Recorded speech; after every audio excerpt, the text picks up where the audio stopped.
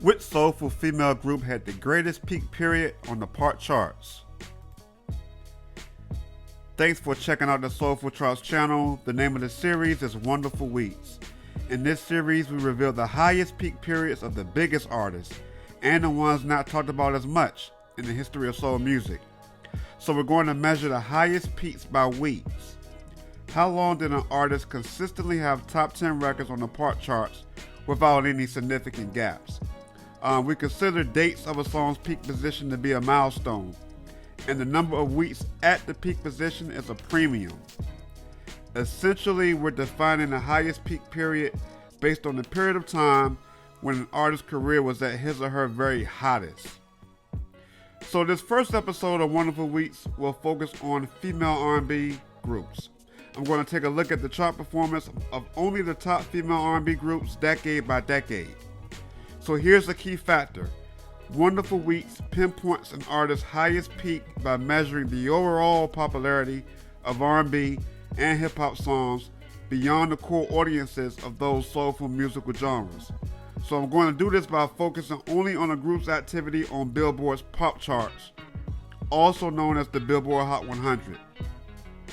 And in some cases, we're also going to highlight data from the Billboard 200, which tracks the overall popularity of musical albums. But hit songs are the primary focus. Lastly, the terms Billboard Hot 100 and Pop Charts are interchangeable in terms of this discussion. Okay, so let's get started. Which soulful female group had the greatest peak period on the pop charts? Here's the ranking of the top 12. Representing New York City and East Coast flavored R&B, the trio known as Total was an urban soulful force in the 1990s. Backed by Bad Boy Records, the trio is one of those groups that most epitomize the great era of street swag soul music. Total's 2 studio albums charted well. The group's self-titled debut peaked at number 23 on the Billboard 200 and went platinum, while their second album, Kima, Keisha, and Pam, peaked at number 39 and went gold. Total had 8 songs chart on Billboard Hot 100. Their biggest pop record, Trippin', produced by Missy Elliott and Timbaland, was the only record to reach the top 10, that is with Total as the lead artist. The trio sung vocals on a top 10 hit by Mace titled What You Want. But anyway, Trippin' peaked at number 7 on the pop charts in January of 1999. So their highest peak was 1 week in January 1999, Trippin', number 7.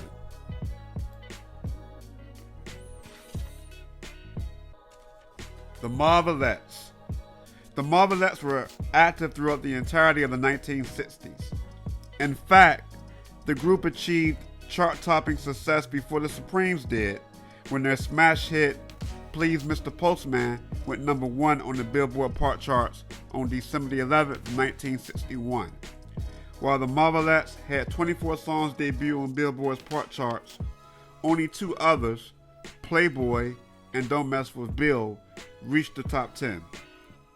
So their highest peak was 1 week in December of 1961 when Please Mr. Postman went number 1.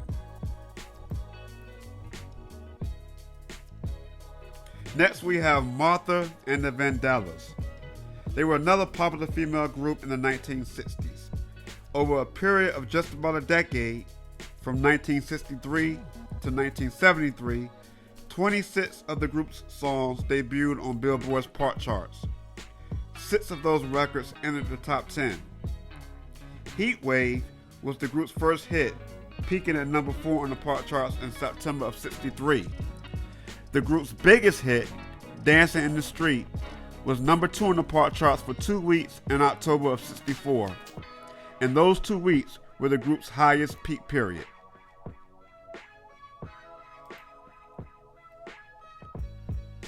Moving on to number 9, The Emotions. The Emotions were a soulful vocal trio active in the late 1970s into the 80s, known for their ballads and dance records during the heyday of disco. The trio had one album, Rejoice, to make it into the top 10 of Billboard 200. That project was a huge success, peaking at number 7. The album is certified platinum. While 30 of the group's songs appeared on Billboard's R&B charts, 13 of those records made it onto Billboard's Pop charts. And out of those 13, 2 records, Best of My Love and Boogie Wonderland, a disco hit the Emotions recorded with Earth, Wind & Fire, reached the top 10 on the Pop charts. Both songs were featured on the trio's platinum-selling Rejoice album. The Emotions reached their highest peak when their smash hit, Best of My Love, became the number 1 song on the Pop charts on August the 20th, 1977. It was a number 1 song for 5 weeks. So the Emotions' highest peak was 5 weeks in late summer of 1977 with the number 1 hit, Best of My Love. Okay, moving on to number 8, Escape. The R&B quartet from Atlanta, Georgia was one of several outstanding soulful female groups in the 1990s. All 3 of their studio albums went platinum. Their debut album peaked the highest, reaching number 17 on Billboard 200. And 6 of Escape's singles reached the top 10 on Billboard Hot 100. Escape's highest peak happened with the release of their debut album, Hummin' Comin' At Ya. That project produced 2 top 10 hits on the Pop charts over an 18-week period in the latter part of 1993 through early 1994. Just Kicking It peaked at number 2 in the Pop charts in October of 93, and Understanding peaked at number 8 in February of 94. So their highest peak was 18 weeks, October 93 through February 94.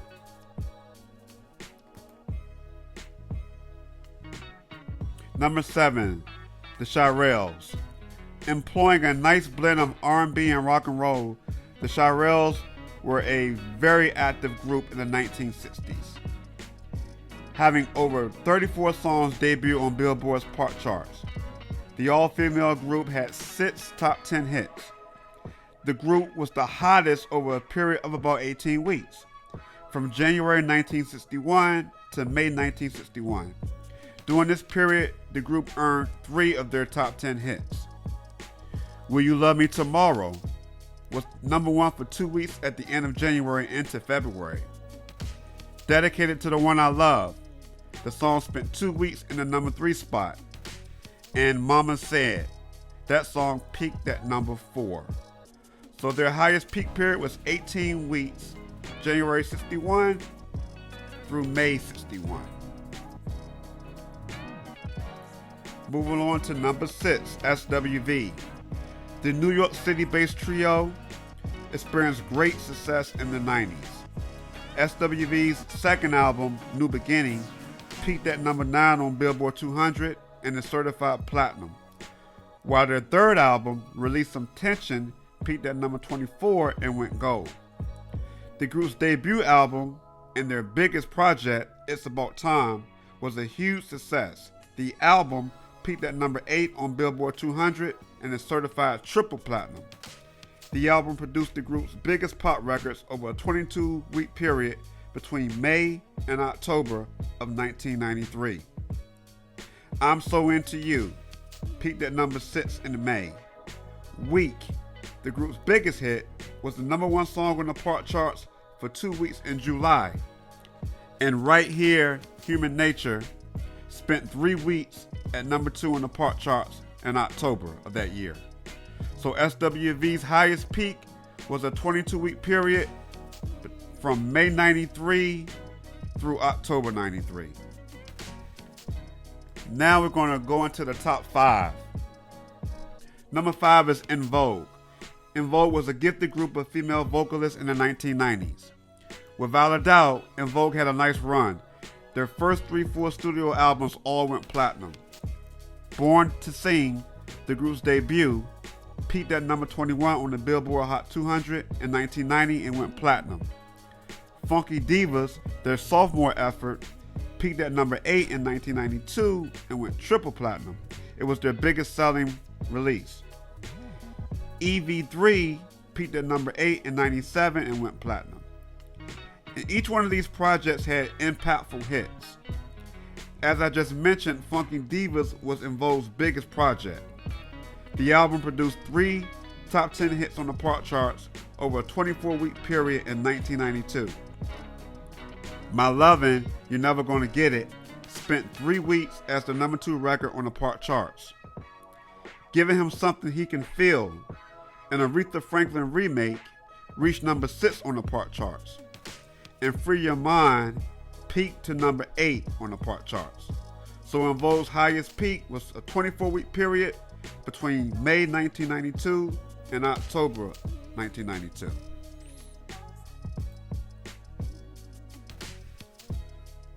Moving on to number 4, the Pointer Sisters. While there were a few notable soulful female groups in the 1980s, the Pointer Sisters stood out because of their standout crossover activity on Billboard's pop charts. The group notched 4 gold albums and 2 platinum albums in their career. 1978 through 81 was a solid period for the group. Songs like Fire and Slow Hand were both number 2 hits, respectively. And the record He's So Shy reached number 3 on the pop charts. But 1984 was by far the Pointer Sisters' biggest year. Their biggest selling album, Breakout, peaked at number 8 on Billboard 200 in October of 84. The project went double platinum. During a 44-week period, the Pointer Sisters had 4 songs peak in the top 10 of the pop charts. Automatic peaked at number 5. Jump For My Love peaked at number 3 for 2 weeks. And I'm So Excited peaked at number 9. All these songs peaked in the top 10 in 1984. A 4th single from the breakout album, Neutron Dance, peaked at number 6 on the pop charts in the following year, February 85. So their highest peak period was 44 weeks between April 84 and February 85. Moving on to number 3, we have TLC. The 90s produced an impressive amount of talented soulful female groups who all had standout success on the pop charts. In fact, a solid argument can be made that the 90s was the greatest era for soulful girl groups, just based on the crossover takeover of several of these 90 groups on Billboard's pop charts. T-Boz, Chili, and Left Eye, most commonly known as TLC, was the biggest female group in the 90s. In fact, just based on Billboard Pop Charts activity, TLC was a top 10 artist in the 90s across all genres of music, and ranked number 8 for that decade. The Atlanta-based trio earned 9 top 10 hits on the pop charts in their career.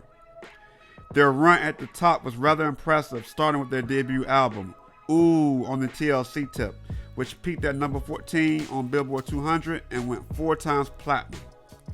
The debut album spawned memorable hits like Ain't Too Proud to Beg, which peaked at number 6 on the pop charts, and Baby Baby Baby, which peaked at number 2 for 6 weeks on the pop charts. The trio scored their biggest hits, No Scrubs and Unpretty, on their 3rd studio album, Fan Mail. Both songs were number 1 hits and spent a combined total of 7 weeks at the top spot in 1999. Fan Mail was the trio's only number 1 album on Billboard 200. The project spent 5 weeks at number 1 and went 6 times platinum. With that said, TLC had their longest peak period in 1995 with the release of their 2nd album, Crazy Sexy Cool. The album peaked at number 3 on Billboard 200 and scored 4 top 10 hits on Billboard Hot 100, all in 1995. Red Light Special peaked at number 2 for 3 weeks. Digging on You peaked at number 5. Creep peaked at number 1 for 4 weeks. And Waterfalls peaked at number 1 for an amazing 7 weeks. So for a total of 11 weeks, one of TLC's records was the biggest song on the pop charts. Crazy Sexy Cool was the group's biggest selling album, going diamond, 11 times platinum. TLC had an incredible 48-week period on the pop charts, nearly the entire year of 1995.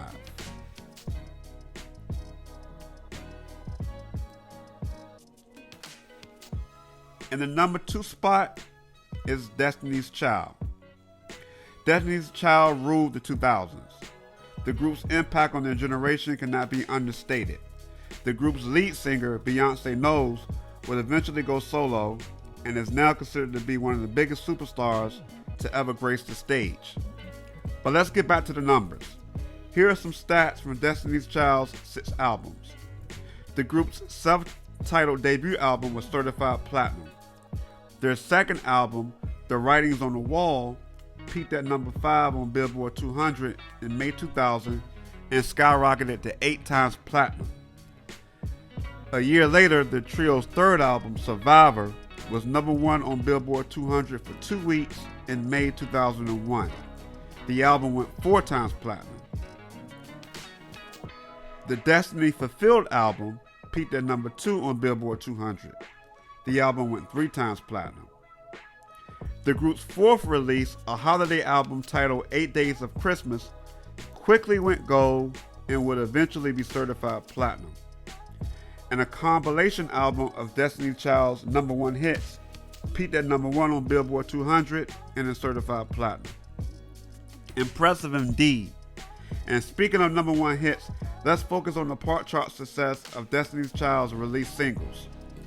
Destiny's Child had 10 top 10 hits on the pop charts, 4 of which went number 1. Those number 1s combined for a total of 17 weeks on top of the pop charts. But when was the group's highest peak? Destiny's Child was at their highest during a whopping 109-week period between July 1999 and August 2001. That's over 2 years. During this period, the group scored all 4 of their number 1 pop hits. Bills, Bills, Bills was number 1 for 1 week in July 1999. Say My Name was number 1 for 3 weeks in March and April of 2000. Independent Woman Part 1 was number 1 for an incredible 11 weeks in November and December into January of 2001. And Bootylicious was number 1 for 2 weeks in August of 2001. In addition to the number 1s, the group had 2 other songs reach the top 5 during this period. Jumpin' Jumpin' was number 3 for 5 weeks in August and September of 2000. And Survivor was number 2 for 7 weeks in April and May of 2001. So the group's highest peak was 109 weeks between July 1999 and August 2001. Okay, so we took a look at top female groups throughout the history of soul music across multiple decades. We looked at the number of top 10 hits and of course the number 1 hits each group achieved. And we highlighted certified gold and platinum albums and identified each group's highest peak. But now, last but certainly not least, let's dig into Billboard's pop chart activity of the Supremes. Based on pop chart performance, the Supremes is ranked number 5 in all of music during the 1960s, and they're ranked number 26 all time over the course of Billboard Pop Chart history. To put that in perspective, TLC's all-time ranking is 133, while Destiny's Child's all-time ranking is 132. Pinpointing the Supremes' highest peak is challenging because they basically dominated the charts over a nearly 5-year period in the mid to late 1960s. With that said, here's the Supremes' highest peak based on my humble estimation. From August 1964 to January 1969, an astonishing 231-week period, the Supremes represented the soulful girl groups by dominating the pop music game on the Billboard Charts. During this period, the Supremes had 7 top 10 albums.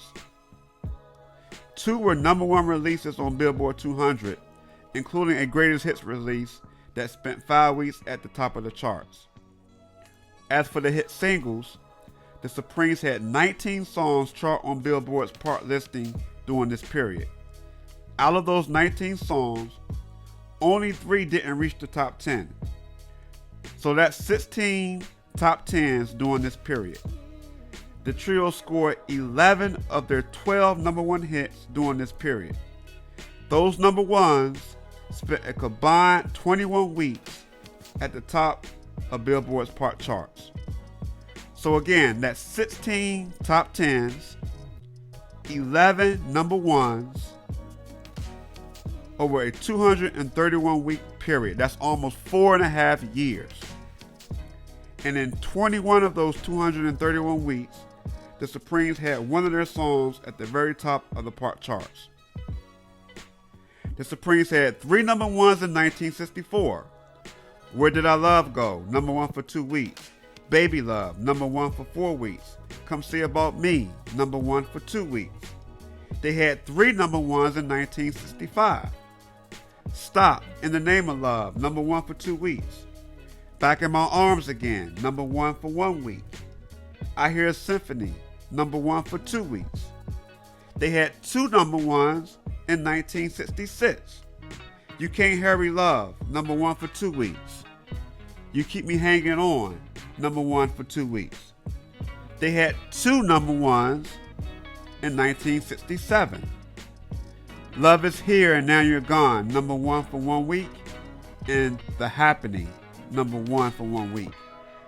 And they had 1 number 1 hit in 1968.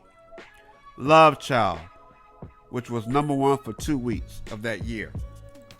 And as far as 1969, the trio had a hit song, I'm Gonna Make You Love Me, which spent 2 weeks in the number 2 spot in January of that year. But guess what? The Supremes scored their last number 1 also in 1969. Someday We'll Be Together. I just didn't include it as part of the group's highest peak because the song peaked in the latter part of that year. Plus, the group had several songs that didn't reach the top 10 in 69 prior to Someday's number 1 peak. So the Supremes are in the number 1 spot, with their highest peak being a 231-week period, or 4.5 years, from August 1964 to January of 1969. Now, I think it's important to reiterate that this soulful female group comparison is based on Billboard's part chart history only, not the R&B or what we call on this channel the Soulful Charts. Several of the groups featured in this episode performed significantly better on the R&B charts than they did on the part charts. And this is quite a common occurrence. It simply means some of the records they're most known for didn't have as broad of an appeal. Of course, every group highlighted in this episode had solid success on both the R&B and part charts. And yes, there are several other soulful female groups who weren't featured in this episode who have memorable catalogs and solid careers. There have been many great female groups in the history of soul music, but for the purpose of this series, only one group is bestowed with the title Queens of the Wonderful Weeks, and that group is the Supremes. Thanks for listening to the first episode of Wonderful Weeks. If you enjoyed this episode, hit the like button and leave your thoughts in the comments. Have a soulful music topic you would like to see featured in an upcoming video on Soulful Charts? Let me know what it is. I encourage you to subscribe to the channel and hit the bell in order to be notified when new videos get released. One more thing, share this channel with other connoisseurs of soul music. Peace.